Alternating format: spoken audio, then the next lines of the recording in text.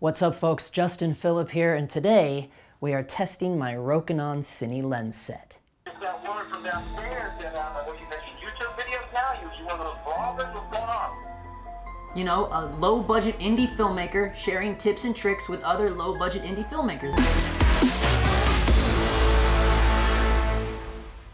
As some of you may know, I have this 6-piece Rokinon Cine lens kit. It's the 10mm, the 16mm, 24, 35, 50, and 85mm. One looking to have some pretty nice declicked Cine lenses with gears already in them. If you know anything about these Rokinon Cine lenses, you know that these are the same optics as the Rokinon Zines. Now, Rokinon's not going to tell you that or even admit to that, but the rest of the internet world will tell you that it is the rumor, and people that have tested it, it does look to be a true rumor at that. So you can't go wrong with these. I didn't buy this as a complete set. I kind of bought them all individually, and it just, for a low-budget indie filmmaker like myself, that was kind of the best financial route to go. However, you can buy the 4-pack, which is the 24, the 35, the 50, and the 85. You can get all those together, and it runs you about anywhere from $1,500 to $1,800. And then you would have to get the 16mm and the 10mm separately. Now, there are some downsides to the 16 and the 10. They are APS-C only, meaning they will not work on a full-frame sensor, meaning if you were to graduate from your BlackMagic Pocket 4K or your GH5 or whatever APS-C sensor you're shooting on, if you were to graduate to, like, say, a Red Raven, you wouldn't be able to take these APS-C ones with you. Now, the 14mm Rokinon Cine is a full frame. However, the 14mm was not one I was interested in. It has a way big curvature than the 10mm does. The 10mm, surprisingly, does not even have much of a curvature, but it does have a little bit of vignetting if you're shooting in true 4K, which you'll see in these tests. Other than that, they were all not so good wide open. The ones that go to T1, now the 24, the 35, the 50, and the 85, they all go to T1.5, whereas the 16mm is wide open at a T2.2, and the 10mm is wide open at a T3.1. Now I also use these with the Metabones Ultra Speed Booster. That is the one that gives you, it basically converts the micro four thirds sensor to a true Super 35 sensor in terms of crop factoring and all that. So the 16mm looks pretty good wide open at T2.2, whereas these other ones, the 24, the 35, the 50, and the 85, they're not so good wide open unless you're in a super low light situation. And I did test the low light with the 85 at the end there, and just to check out how good the BlackMagic Pocket does with the Metabones Ultra and a lens that opens up at T1.5 with its dual native ISO. 1250 was very nice. The 3200 was pretty good.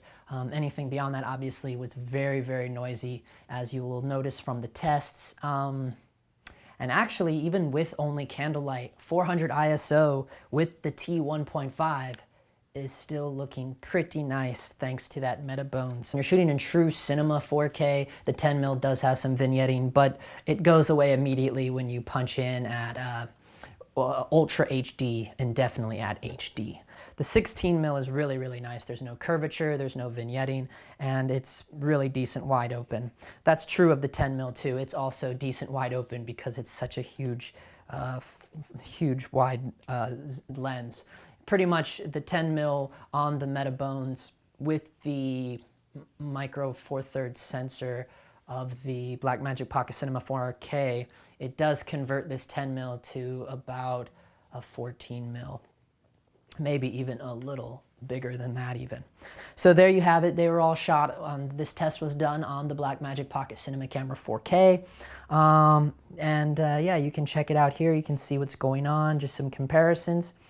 Other than that, all in all, I mean, beyond, you know, once they get around 2.8, they're looking really, really nice. Even at a T2, they look pretty good.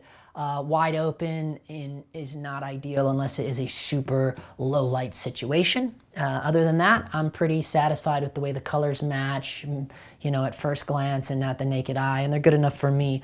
Now, you ask the reason why I went with the Rokinons is because, you know, I used to have a cine set of some vintage Russian lenses, and those didn't get used very often. Those didn't get, a lot of clients preferred not to go with those, and they are a little tricky to work with. The aperture is reversed. They're pretty small little lenses. So I eventually just got rid of those, and then I started toying with the idea of, do I want to start collecting a set of vintage Zeiss lenses? And I did end up buying one 50 mil, and at the time I already had the Rokinon 50 and 85, and when that Zeiss came, I tested it up against the Rokinon 50, and the Zeiss was terribly, terribly soft, wide open. And the colors weren't enough to convince me to hold on to it and start building a Zeiss set. So I sold that Zeiss lens and I just kept on building my Rokinon set.